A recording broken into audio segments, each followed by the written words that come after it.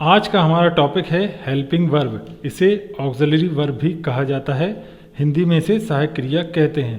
Helping verb क्या काम करती है? हेल्पिंग वर्ब मेन वर्ब के पहले आकर उसके अर्थ को पूर्ण करने में सहायता करती है। ये 3 प्रकार की होती है। फर्स्ट है प्राइमरी ऑक्सिलरी वर्ब, सेकंड है मॉडल ऑक्सिलरी वर्ब और थर्ड है सेमी मॉडल ऑक्सिलरी वर्ब। और आज हम प्राइमरी ऑक्सिलरी वर्ब के बारे में जानेंगे।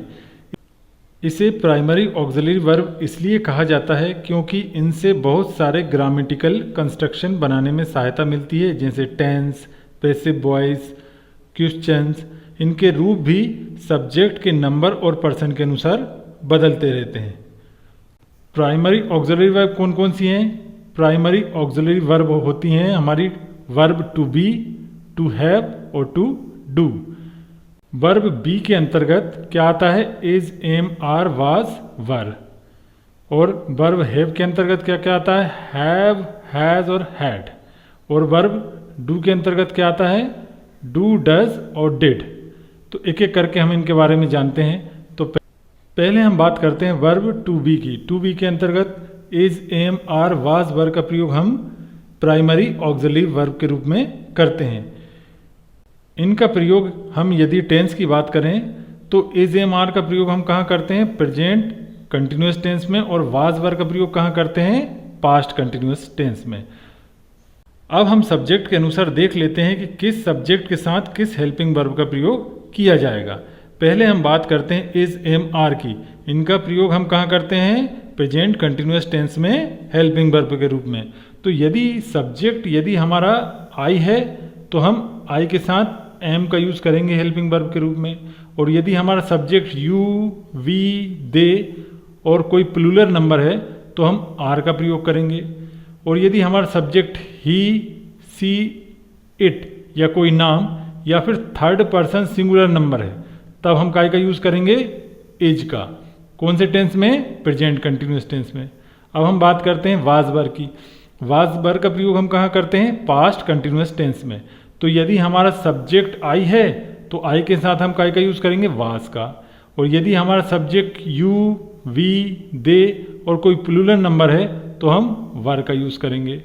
और यदि हमारा सब्जेक्ट ही, सी, इट, कोई नाम और कोई थर्ड पर्सन सिंगुलर नाउन है तब हम काय का यूज़ करेंगे? वाज का यूज़ करेंगे। एग्जाम्पल के माध्यम समझते हैं। हमारा फर्स्ट सेंटेंस है she is going to school. इस सेंटेंस में कितनी वर्ब हैं? 2 वर्ब, एक तो इज और दूसरी गोइंग। तो किसी भी सेंटेंस में यदि एक से अधिक वर्ब है तो जो वर्ब बाद में आती है वो होती है कौन सी? Main verb. और जो वर्ब पहले आती है वो कौन सी वर्ब होती है? Helping verb. यदि किसी सेंटेंस में एक ही वर्ब है तो वो मेन वर्ब होगी, क्योंकि बिना मेन वर्ब के सेंटेंस नहीं बन सकता। हेल्पिंग वर्ब मेन वर्ब की हेल्प यानी मदद करती है मेन वर्ब के अर्थ को पूर्ण करने में। तो यहाँ पे कौन सी हेल्पिंग वर्ब कौन सी? इज है। She is going to school, वह स्कूल जा रही है। नेक्स्ट सेंटेंस है दे आर प्लेइंग क्रिकेट। वे क्रिकेट खेल रहे हैं। इस सेंटेंस में ये सेंटेंस किस टेंस का है? प्रेजेंट कंटिन्यूअस टेंस का। यहाँ भी कितनी वर्ब है? 2 वर्ब हैं, एक तो आर और एक प्लेइंग। तो बाद में कौन सी वर्ब आई? प्लेइंग। प्लेइंग कौन सी वर्ब हो गई? Main verb. और आर क्या है? हेल्पिंग वर्ब है, जो कि मेन वर्ब प्लेइंग की हेल्प कर रही है, मदद कर रही है। तो यहाँ पे आर कौन सी वर्ब हो गई? Helping verb. नेक्स्ट सेंटेंस है he was singing a song. वह गाना गा रहा था। ये सेंटेंस किस टेंस का है? पास्ट कंटिन्यूअस टेंस का। यहाँ पे मेन वर्ब क्या है? सिंगिंग। और उससे पहले क्या आई? वाज। तो वाज यहाँ पे कौन सी वर्ब है? Helping verb. नेक्स्ट सेंटेंस है we were running in the ground. हम ग्राउंड में दौड़ रहे थे। ये सेंटेंस किस टेंस का है? पास्ट कंटिन्यूअस टेंस का। इस टेंस में मेन वर्ब कौन सी है? रनिंग। और हेल्पिंग वर्ब कौन सी है? वर। नेक्स्ट सेंटेंस है ही इज ए टीचर। वह एक अध्यापक है। इस सेंटेंस में देखिए यहाँ पे एक ही वर्ब है इज, और ये क्या हेल्पिंग वर्ब है? नहीं, क्योंकि यदि सेंटेंस में यदि एक ही वर्ब है तो वो हेल्पिंग वर्ब नहीं हो सकती। वो कौन सी वर्ब होती है? Main verb. और ये सेंटेंस प्रेजेंट कंटिन्यूअस टेंस का नहीं है, क्योंकि प्रेजेंट कंटिन्यूअस टेंस में क्या होता है? इज, एम, आर के बाद कोई मेन वर्ब आती है, उसमें आईएनजी का यूज करते हैं मेन वर्ब के फर्स्ट फॉर्म में।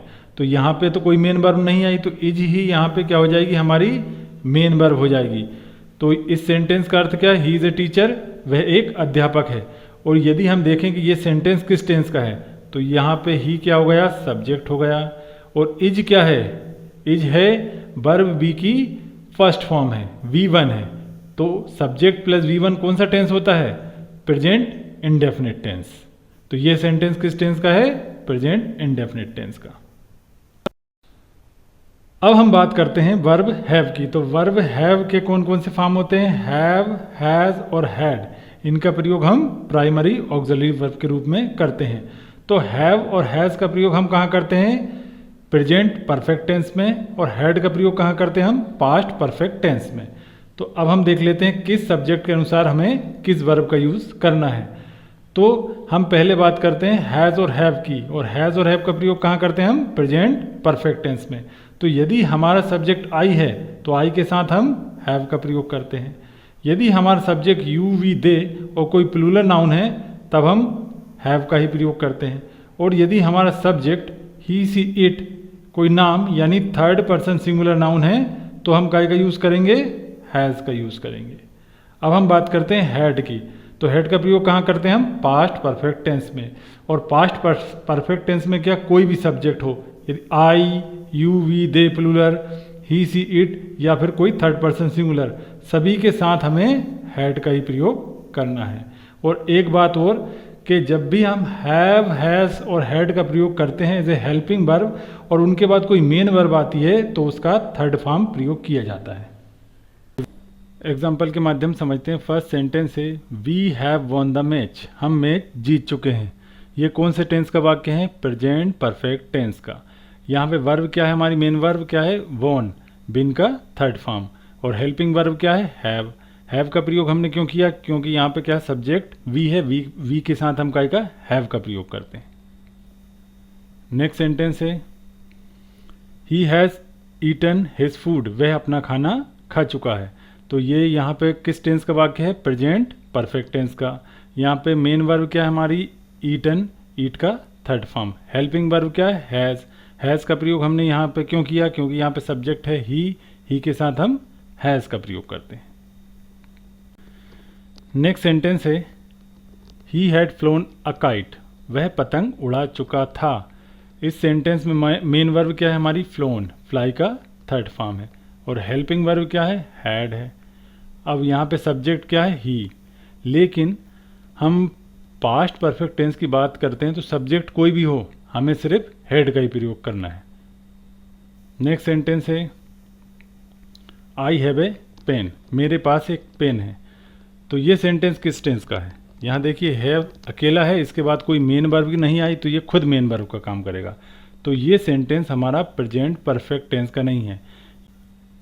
आई तो हो गया हमारा सब्जेक्ट, और हैव क्या है, हैव है V1। तो ये सेंटेंस किस टेंस का है, प्रेजेंट सिंपल का। अब हम बात करते हैं वर्ब डू की। डू के कौन कौन से फॉर्म हेल्पिंग वर्ब के रूप में हम यूज करते हैं, डू, डज और डिड। तो डू और डज का प्रयोग हम कहाँ करते हैं, प्रेजेंट इंडेफिनिट टेंस में। और डिड का प्रयोग कहाँ करते हैं हम, पास्ट इंडेफिनिट टेंस में, इंट्रोगेटिव और नेगेटिव सेंटेंस बनाते समय। तो पहले हम बात करते हैं डू और डज की। तो हम अब देखते हैं किस सब्जेक्ट के साथ हमें कौन सी हेल्पिंग वर्ब का यूज़ करना है। तो यदि हमारा सब्जेक्ट आई है तो प्रेजेंट इंडेफिनिट टेंस में हम हेल्पिंग वर्ब के रूप में इंट्रोगेटिव और नेगेटिव सेंटेंस बनाते समय काय का यूज़ करेंगे, डू का। और यदि हमारा सब्जेक्ट यू, वी, दे कोई प्लूरल नाउन है तो भी हम डू का यूज़ करेंगे। और यदि हमारा सब्जेक्ट ही, सी, इट कोई नाम यानी थर्ड पर्सन सिंगुलर नाउन है तो हम डज का प्रयोग करेंगे इंट्रोगेटिव और नेगेटिव सेंटेंस बनाने के लिए प्रेजेंट इंडेफिनिट टेंस में। अब हम बात करते हैं डिड की। डिड का प्रयोग कहाँ करते हैं हम, पास्ट इंडेफिनिट टेंस में इंट्रोगेटिव और नेगेटिव सेंटेंस बनाते समय। तो पास्ट इंडेफिनिट टेंस में कोई भी सब्जेक्ट हो, I, you, we, they plural noun, he, she, it या फिर कोई सिंगुलर नाउन, सभी के साथ हमें काय का यूज़ करना रहता है, डिड का ही प्रयोग करना रहता है। और डिड के बाद हम मेन वर्ब की फर्स्ट फॉर्म का यूज़ करते हैं। एग्जाम्पल के माध्यम समझते हैं। फर्स्ट सेंटेंस है I do not fight with my friends, मैं अपने दोस्तों के साथ लड़ाई नहीं करता हूँ। यहाँ मेन वर्ब क्या है, फाइट, और हेल्पिंग वर्ब क्या है हमारी, डू। ये कौन से टेंस का वाक्य है? प्रेजेंट इंडेफिनिट टेंस का। नेक्स्ट सेंटेंस है डू यू गो देयर, क्या तुम वहाँ जाते हो। तो इस सेंटेंस में मेन वर्ब क्या होगा? ये हमारी गो, और इंट्रोगेटिव सेंटेंस है तो यहाँ पे हमने क्या डू का प्रयोग किया as a helping verb. Next sentence है I did not tell a lie, मैंने झूठ नहीं बोला। तो इस सेंटेंस में मेन वर्ब क्या हो गई? टेल, और डिड कौन सी वर्ब हो गई? Helping verb. नेक्स्ट सेंटेंस है did you complete your homework, क्या तुमने अपना होमवर्क पूरा किया। तो यहाँ पे मेन वर्ब क्या हो गई? कंप्लीट, और डिड क्या हो गई? हमारी हेल्पिंग वर्ब। नेक्स्ट सेंटेंस है आई डू माई वर्क, मैं अपना काम करता हूँ। यहाँ पे एक ही वर्ब है डू, और जब एक ही हमारी वर्ब होती है तो वो क्या काय का काम करती है? मेन वर्ब का। तो यहाँ पे डू वो कौन सी वर्ब हो गई? मेन वर्ब हो गई, और इसका अर्थ क्या है? करना। आई डू माई वर्क, मैं अपना काम करता हूँ। नेक्स्ट सेंटेंस है आई डिड माई वर्क, मैंने अपना काम किया। इस सेंटेंस में वर्ब मेन वर्ब एक ही वर्ब है तो मेन वर्ब होगी, वो कौन सी वर्ब है? डिड। तो ये क्या हो गई? V2 हो गई। आई सब्जेक्ट है और डिड है V2, डिड का मतलब किया। आई डिड माई वर्क, मैंने अपना काम किया। ये किस टेंस का वाक्य हो गया हमारा? पास्ट इंडेफिनिट टेंस का। नेक्स्ट सेंटेंस है I do drive the bike.